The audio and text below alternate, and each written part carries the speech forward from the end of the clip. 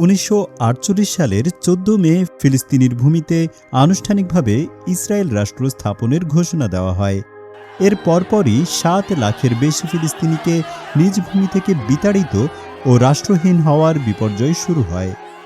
নৃশংসতায় 15,000 ফিলিস্তিনি নিহত ও 8 লাখ বাস্তুচ্যুত হয়েছিল।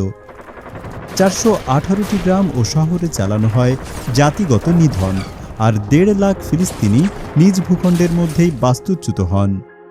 78% ফিলিস্তিনি ভূখণ্ডের নিয়ন্ত্রণ চলে যায় ইহুদিদের হাতে। ঐতিহাসিক ফিলিস্তিন থেকে যেসব বাসিন্দা তাড়িয়ে দেওয়া হয়েছে, তারা আর কখনো নিজ ভূখণ্ডে প্রবেশ করতে পারেননি। 75 বছরেও তাদের বংশধরেরা গাজা, পশ্চিম তীর ও বিভিন্ন দেশের শরণার্থী শিবিরে বসবাস করছেন। ফিলিস্তিনি জনসংখ্যার 74% বর্তমানে শরণার্থী জীবনযাপন করছেন। ফিলিস্তিনিরা এখনও তাদের দেশে ফিরে আসার স্বপ্ন দেখে। দ্বিতীয় বিশ্বযুদ্ধ শেষ হলে বাধ্যতামূলকভাবে ফিলিস্তিনকে ভাগ করে দেয়া হয়েছিল, কিন্তু এতে সাধারণ মানুষের মতামত গ্রাহ্য করা হয়নি। উল্টো শুরু হয় ফিলিস্তিনিদের উপর নিপীড়ন ও হত্যাযজ্ঞ।